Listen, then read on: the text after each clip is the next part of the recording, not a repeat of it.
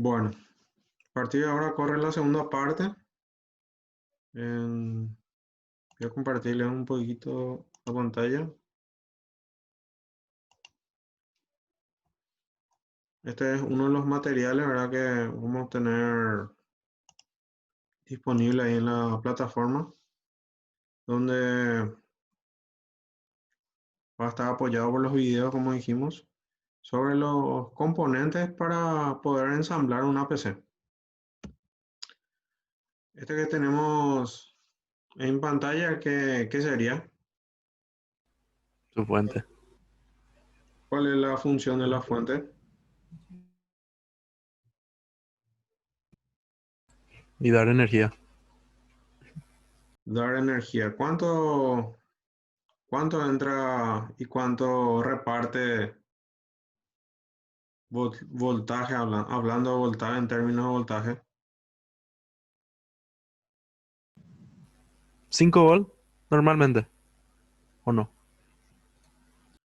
En la mayoría de los componentes utiliza, vamos a decir, varios componentes electrónicos donde va tomando la energía nuestra que es de 220 y va transformando en lo que necesita cada componente, distribuyendo a través del sistema de alimentación que tiene, ¿verdad? Normalmente en la parte trasera, ¿verdad? De la carcasa de la torre se encuentra instalado. Puede estar instalado en la parte de abajo o en la parte superior. Normalmente suele estar en la mayoría de las torres en la parte superior, atornillado.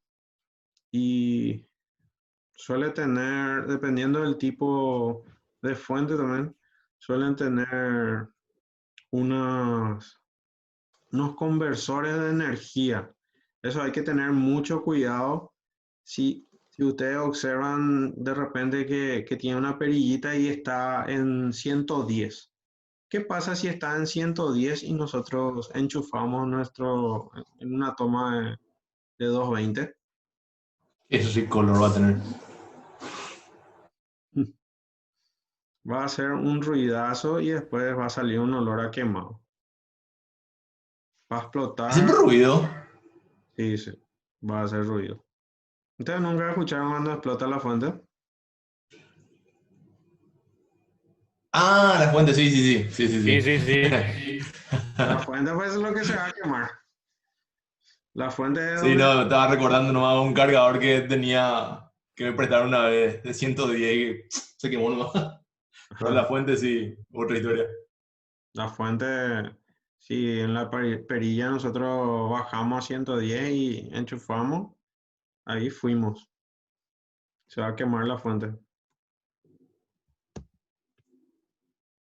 Bueno, en el video se muestra un poquito cómo conectar y también en el simulador los que puedan descargar y poder utilizar. Es interesante en el sentido que existen varios componentes de marca que están actualmente todavía en el mercado y muy facha de repente ver y probar. Recomendado.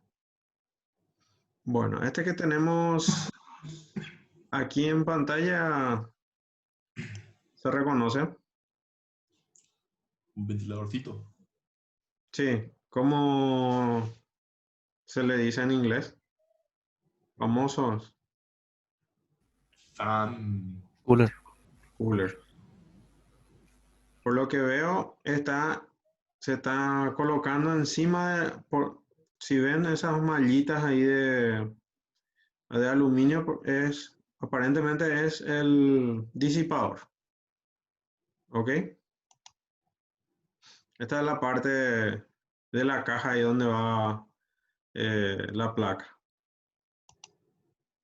Este sería el slot que estuvimos viendo de RAM. Y aquí hacia arriba están dos ranuras. Ustedes pueden identificar ese tipo de ranuras. No es los de memoria, estos que están un poco más arriba, que parece que tienen unos pines.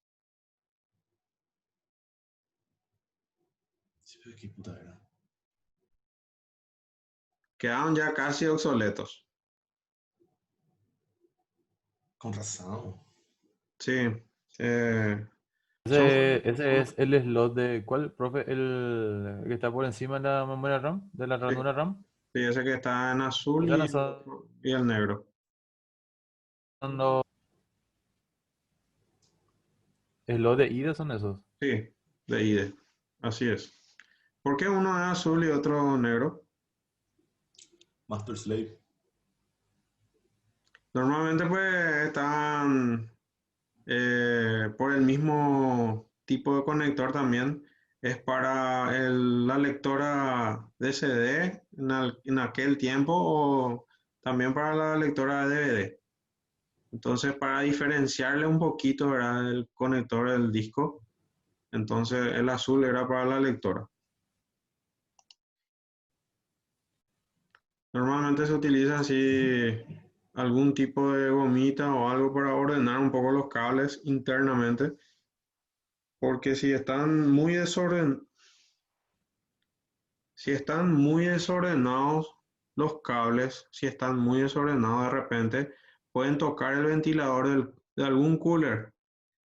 ¿Qué pasaría si uno de los cables, por ejemplo, traba el cooler que está girando encima del microprocesador?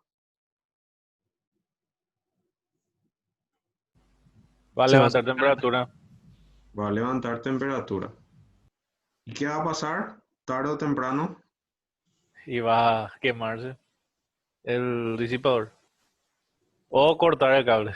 Pero no creo que tenga esa fuerza. Se va a bueno, apagar la computadora. normalmente lo que ocurre o suele ocurrir también es que de repente se queda colgada la computadora y uno dice, ¿qué le pasa? ¿Por qué se cuelga? Y reinicia hasta que después ya se descompone, ¿verdad? Se causa un daño mayor. Y no nos estamos percatando de repente, no estamos usando ningún monitor, ningún...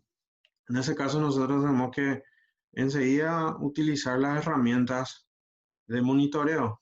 Uno de ellos puede ser el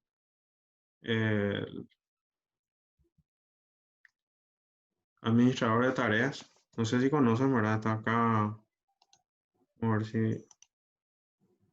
Ustedes pueden ver mi pantalla. La presentación lo que se ve. La presentación solamente se ve. Sí. Bueno, voy a dejar de compartir un ratito y voy a volver a compartir. Con su chip escape. Y entonces, ahí sí pueden ver el administrador de tareas. ¿Se ve el administrador de tareas o no? Sí, se ve. Bueno, entonces este pequeño monitor nos puede, por ejemplo, ver que por ejemplo, se está funcionando al 100%. Si alguno de estos recursos, tanto CPU como memoria o disco o Ethernet, están funcionando al 100%, quiere decir que algo raro estaba ocurriendo, como mínimo algo raro. Entonces, si la CPU está funcionando al 100%, puede ocurrir varias cuestiones. Puede ser una falla o puede ser que se haya activado algún virus o algún tipo de temperatura, ¿verdad? Que está fallando y le está haciendo trabajar el triple. Entonces, deberíamos de reiniciar y entrar en la BIOS. Entonces, en la BIOS, nosotros también tenemos en el panel cuestiones que nos pueden dar temperaturas de los dispositivos internos. Entonces, ahí nosotros podemos descubrir que uno de los ventiladores, por ejemplo, si está levantando a alta temperatura, entonces apagamos y procedemos a destapar para corroborar el funcionamiento. Normalmente suele ser por culpa de polvo o Yo también me he encontrado con cada sorpresa a veces cuando he hecho algún que otro mantenimiento. Entonces puede ser alguna pelusa, algún cable que no esté correctamente, que se desprendió por movimiento, porque si se mueve el equipo, puede ser también eso, caiga un cablecito y esté varando ahí el ventilador. Entonces, al destapar, eso es cuando es visible, ¿verdad? El problema y hardware. Y el monitor ayuda a detectar ese tipo de fallos. Entonces, en la presentación también que les dejé ahí en el aula, la última parte tenemos un poquito sobre, justamente sobre lo que es mantenimiento preventivo y correctivo. ¿Qué se entiende por... Todos saben lo que es un mantenimiento, ¿verdad? Sí. ¿Cuándo sería un mantenimiento? ¿A cuándo le podemos decir que es preventivo y cuándo decimos que es correctivo? ¿Qué ideas tienen ustedes? Preventivo cuando no pasa nada todavía, correctivo cuando ya está jodiendo la bola. Resumiendo un poquito, ¿verdad? Sí, asimismo, el preventivo, como dijo el compañero, es uno de los temas que más se debe realizar, ¿verdad? Justamente para no hacer el correctivo. Porque si uno previene, ¿verdad? Después eso sirve para no tener que sufrir algún tipo de averías. Entonces normalmente dentro del preventivo se suele hacer una limpieza, aceitado de algunas partes, dependiendo, ¿verdad? Del equipo. Dependiendo si tenemos, por ejemplo, una PC que es nueva y con garantía, evidentemente no podemos agarrar a abrir y matar la garantía, ¿verdad? Y necesariamente también si es nuevo.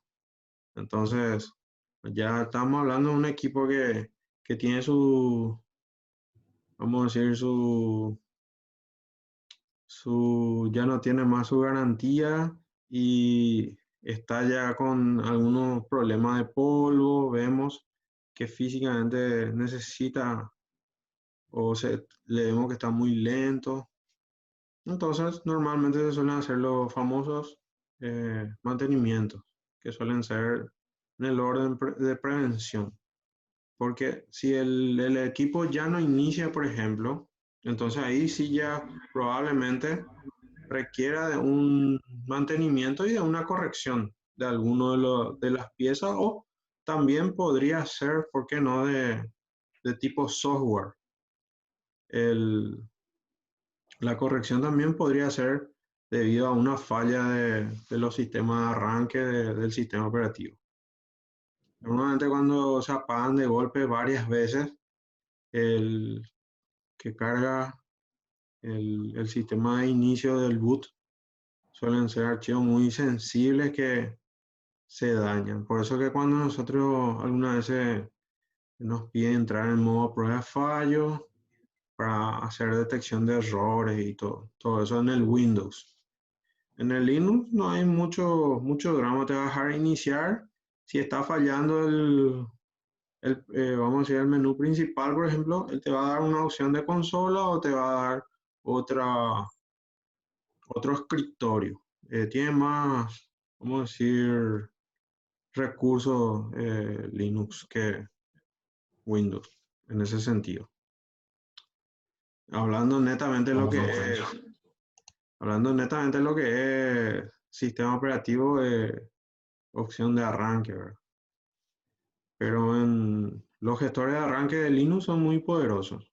Tienen inclusive para poder coexistir con otros sistemas, no así Windows. O sea, cuando vos instalás, por ejemplo, tenés un Linux y haces una partición y levantas tu Windows, el Windows le mata al sector de arranque del otro sistema operativo y se adueña. El Linux no, el Linux tiene por en sí una opción donde pueden coexistir ambos sistemas operativos. Claro que tiene una forma de instalar también cuando va a ser así, donde vos le indicas justamente eso. Alguna vez podemos hacer en simuladores esta Dual boot. experiencia. No es muy complicado. Bueno, eh, seguimos con lo del tema de prevención. Cuando hablamos de mantenimiento correctivo principalmente de software, quiere decir que nosotros detectamos algo en el sistema, que hay algún tipo de incoherencia en integridad. Entonces, normalmente, o mejor dicho, usualmente, deberíamos de tener una forma de poder recuperar. Windows tiene los famosos eh, sistemas de recuperación donde nosotros podemos crear puntos de restauración, por ejemplo. ¿Alguno de ustedes hizo alguna vez restauración de sistema?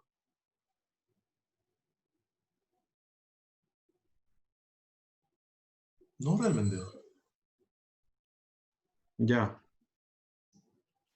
Normalmente si tenemos una PC, no tenemos tanto drama, ¿verdad? Pero si trabajamos en, vamos a decir, en el área técnica y de repente un equipo de un cliente o de la empresa donde estamos tienen datos o tienen programas que por algún motivo se dañaron o se perdieron, nosotros podemos recuperar si es que tenemos un sistema como un sistema de backup sería, donde lo que hacemos es poner un punto de restauración y decimos, por ejemplo, hace 15 días atrás, dejar el sistema tal y cual estaba.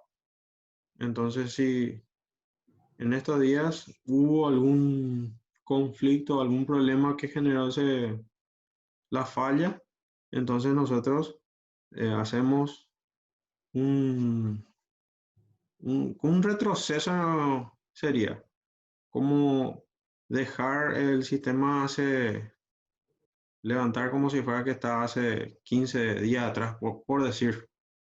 Entonces, de esa manera nosotros podemos volver a utilizar los programas o los archivos que estaban dañados. O si no directamente, backup.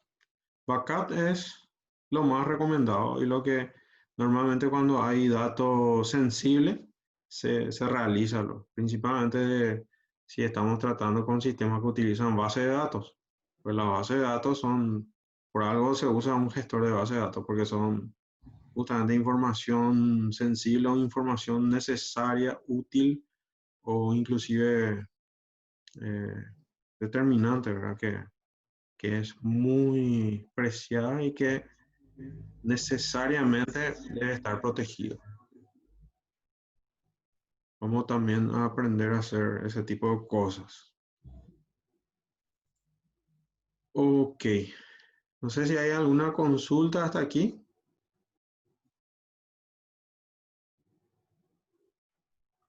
O tranqui, profe. Me parece relativamente fácil lo que estamos dando, ¿verdad? ¿O no? ¿Y el principio? Bueno, ok, entonces esperemos poder completar satisfactoriamente, ¿verdad?, los objetivos de esta semana. Y no olviden, ¿verdad?, que si hay algún tema o algo que compartir, usemos los foros, no solamente el grupo de WhatsApp que ahora ya tenemos.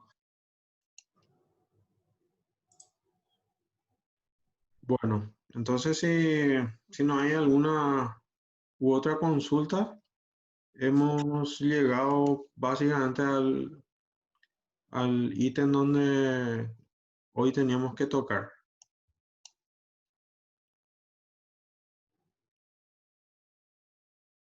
No sé si alguien más quiere aportar algo.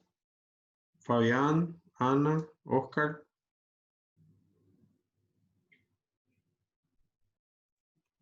No, profe, todo entendido, todo tranquilo. No, profe, todo claro. No, nada más. Bueno, están colgados entonces las actividades en el aula virtual y tenemos tiempo para esa actividad hasta el día 30, ¿ok? No olviden y no, si van a hacer, yo sé que de repente tenemos muchas actividades, pero si justo ese día, ese 30 van a hacer, por favor no lo hagan a las 11 de la noche y eso. Porque después casualmente o se puede ir la luz o algún tema y yo les cuento, les digo que llevo una planilla y esto al día siguiente yo esa planilla ya le reenvío a la coordinación y para mí implica después tener que hablar de vuelta si es que tengo que modificar algún... 2 puntos más son, pero son Los puntos sí que, en, profe. en la sumativa va a ir, eso interesante va a ser para la nota final. Bueno, ha sido un gusto haber compartido con ustedes el día de hoy. Eh, si Dios permite, ¿verdad? Estaremos de vuelta el próximo viernes y tocando ya otros temas. A no ser que quieran volver a algún componente principal de la placa o si quieren alguna demostración importante, ¿verdad? Me van a tener que escribir ahí en el foro, entonces para que yo pueda estar preparando eso. Vamos a ver qué pasó cuando conectamos una fuente y conectamos a 110. No, Le ponemos a eso 110. buscar nomás primero en YouTube, primero buscar o si no, en el simulador primero y después, pues si querés escuchar el sonido, te puede asustar ese sonido. Yo me acuerdo cuando era alumno y estudiante y teníamos el taller, eh, teníamos una una sola fuente y no se tenía que quemar. Y cuando me iba a tocar a mí el que me antecedió, ¡tas! ¡No! No sé si no quería tener mala clase o pero que sí le bajó la perillita esta y de paso de asustarnos, ¿verdad? También fundió la clase con la continuidad de la práctica. Ese es un hijo de puta, ¿no? Son anécdotas, ¿verdad? Que uno como estudiante puede contar. Pero realmente ese viene selladísimo hoy en día en todas las fuentes, al menos que vos podés adquirir acá en el... Sí, se hace a comprar una fuente de marcas, sí, pero ahí en el mercado hay varias que traen todavía esa opción. Tipo, viene bien selladito luego para que no haga lo de esa cagada. No, y con el tiempo en el mercado o sea, se fueron ajustando luego. Cuestión anteriormente, las primeras fuentes, por ejemplo, tenían un problema en el tema de que el conector estaba dividido en dos. No era ese conector único de la fuente. Sí. Ese tenía separado en dos estaba y vos tenías que juntarlos y si vos los juntabas invertidos, vos podías conectar y What the fuck? quemabas la placa. Entonces ese fue uno de los primeros grosos problemas que se resolvió. ¿Cómo se resolvió? Se hizo un estándar. ¿El estándar cuál era? Entrada única. Entonces, Uno solo. por más que invirtieras, no podías conectar más lo que son actualmente los conectores. Ese problema se resolvió con eso. Pero antes de eso existía la posibilidad de que vos puedas invertir y conectar y eso ¡pam! fundida la placa. Está quemada, estoy oliendo. Sí, no, verico, eso. Dios. Existía eso. Alguna vez si retornamos al taller, ahí yo creo que ahí tenemos esas placas y ese estilo de fuente para que vean que existen y se usaban hasta la década de los cercanos al 2000, por ahí estaban muy en uso. Eso, hace 20 años atrás. ¿Qué? Sí, todo era así, vos comprabas y cuando eso era Windows 2000, el sistema operativo, y sí o sí tenía esa, esa fuente. Esa fuente era mortal si no sabías conectar. Porque, sí, porque vos tenías que ubicar el negro y el rojo. No tenía que estar rojo con rojo o negro con negro, porque ahí quemaba, sí o sí quemaba. O de un lado no hacía nada, no había corriente, o del otro lado quemaba. Entonces, ese problema fue resuelto con el Hay estándar. que ser hijo de puta para hacer eso. No, fueron problemas en arquitectura que se fueron resolviendo. Varios, ese es un ejemplo nomás. Después estaba el tema de los buses de datos, porque actualmente es SATA y inclusive el SATA ya está desapareciendo ahora y ya son todo prácticamente slot nomás ya ahora, ranuras así directas, porque la arquitectura hace que vos eh, tengas algún inconveniente y el bus se desgaste o se corroe o se rompa. Entonces hay Qué fallas. bola que el bus se desgasta. Pasa que no vas a creer, pero en instituciones públicas, por ejemplo, donde el mantenimiento no es preventivo, ahí, ahí Hace encontrar, cada 10 años. ahí encontrar insectos, inclusive ratas, no sé, no sabes cómo entran, Ay, bueno. y insectos que, lagartijas, eso que mueren ahí por el... En serio, Brocheta de vidrio. en serio le estoy diciendo.